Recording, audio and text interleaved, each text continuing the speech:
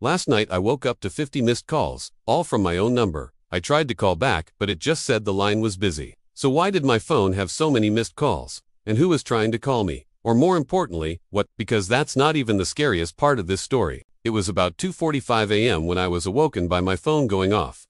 I sat straight up in bed and looked over at my bedside table. It was completely dark in our room, because my wife and I both like to sleep with our eyes open. Well, I don't like sleeping with my eyes open, but we both do. Anyway, I'm half asleep and looking over at my phone. Every second, it seems to be buzzing, and the screen is just glowing in the dark. It almost looks like a Christmas tree in a graveyard. Very creepy. Now my first thought is that I've been scammed or something, because no one's ever gonna call me that late at night unless it's a telemarketer, my mom, or my 5-year-old daughter. And then I see there are over 50 missed calls from my own number. Now this doesn't make any sense. I checked the timestamps and they're literally seconds apart. Whoever or whatever is calling me non-stop, like they're trying to get in touch with me. Why? So I sit up in bed now, fully awake, and thinking what the heck is going on here, and I try to call my number, and it goes straight to voicemail. It says the number you're calling is unavailable, because it's busy. How can my own number be busy? I tried back and forth a few times, but each time it just said the number was busy. So I go over to my wife and I wake her up saying, "Hey, you have to call my mom for me. For some reason, I can't get through to her right now." So she looks over at the phone, sees the missed calls and the timestamps, and she's like, "Well, okay, that's weird." And she calls my mom. It goes to voicemail. She leaves a message and then hangs up. And just as she does, my phone starts buzzing again, and it's another missed call from my mom. She's only 2 minutes away, but why would she be calling me that late at night? So now we're both sitting in bed, full and awake, staring at the phone. We can't explain what's going on. We don't know why my mom is calling me non-stop. So my wife suggests I should call my mom's house, and I say that's a good idea, but I'm still half asleep, and I dial 9, and then accidentally hit the redial button on my phone, and that's when the nightmare begins.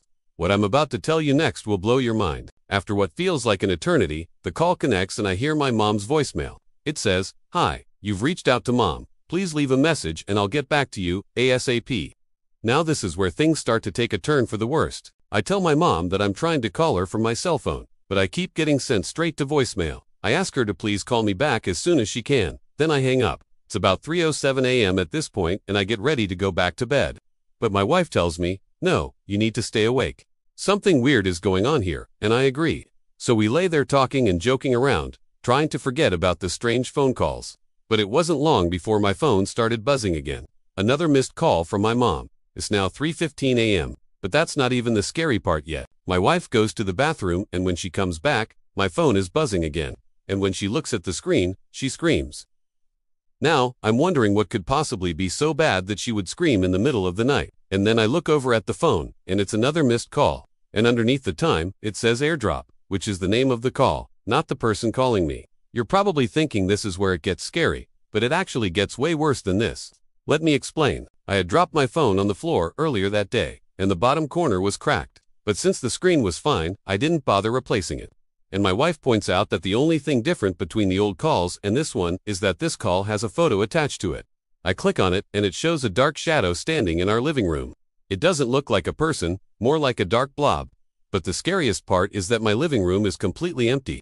There's nothing in there. She asks me if I want to answer the call, but I say no. I don't want to talk to whoever or whatever is calling me.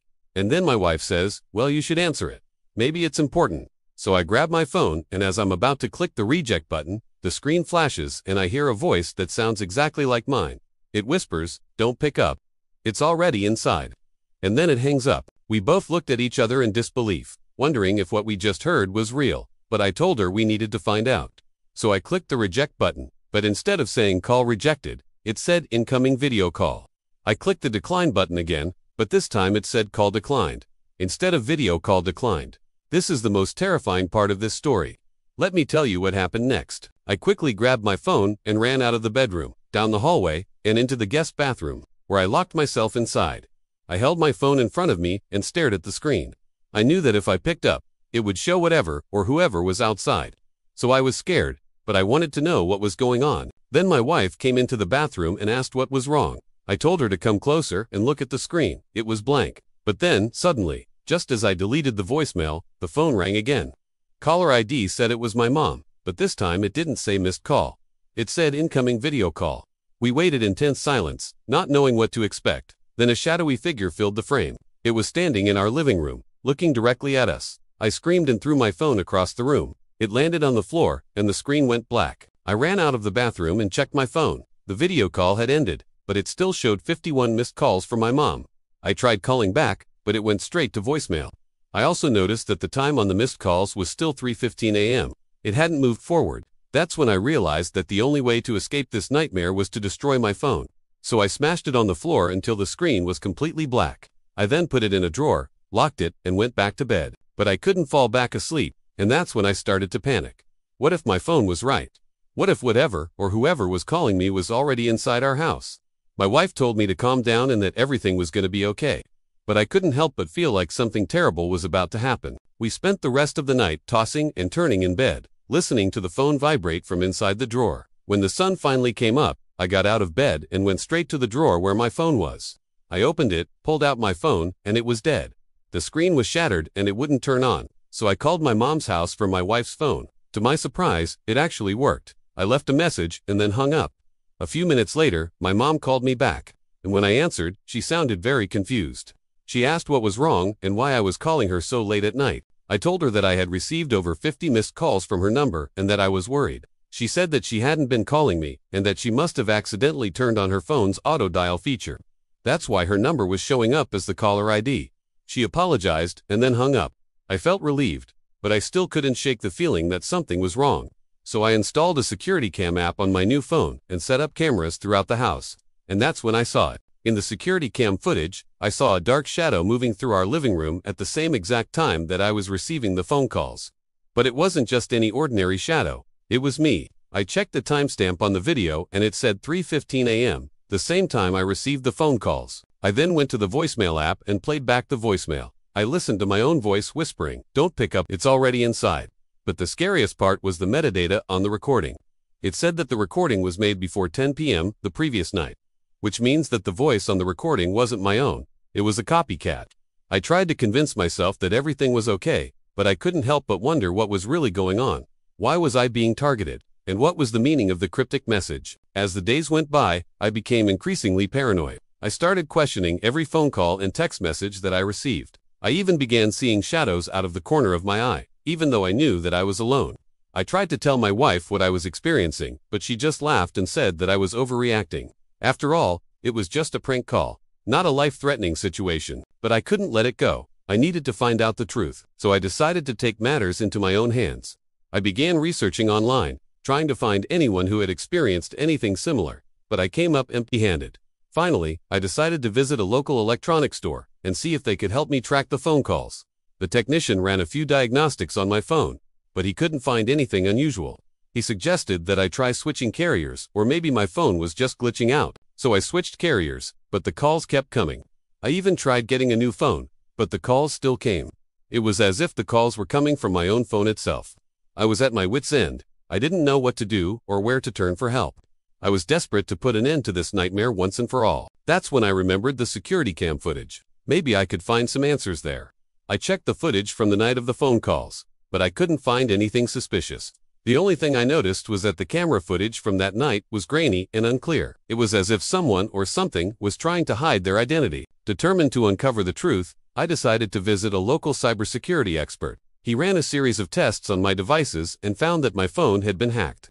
He told me that someone had managed to gain access to my phone and was using it to make calls, but he couldn't identify who it was. Feeling helpless, I returned home and checked the security cam footage again. This time I focused on the timestamp. Could it be possible that the clock on my phone and the cameras had been hacked as well? I compared the time on the footage to other devices in my home, and sure enough, the clock on my phone was off by 12 hours. With this new information, I went back to the cybersecurity expert.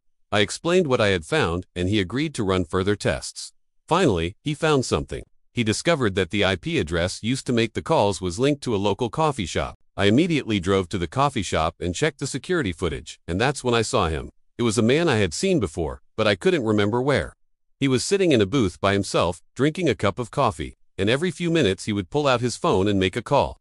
As I watched the footage, a sense of familiarity washed over me. Where had I seen him before? Then it hit me. I recognized his face from one of the photos on my security cam system. He was the technician who had worked on my phone. I confronted him, and he confessed to everything. He admitted that he had hacked my phone and used it to make calls to my own number. But why? I asked him.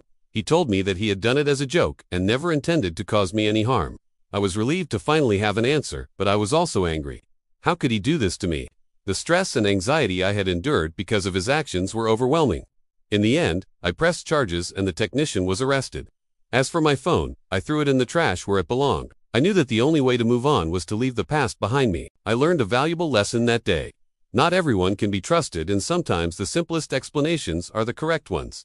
But the memory of that night still haunts me to this day. If you enjoyed this chilling tale, stay tuned for more Spindingling stories.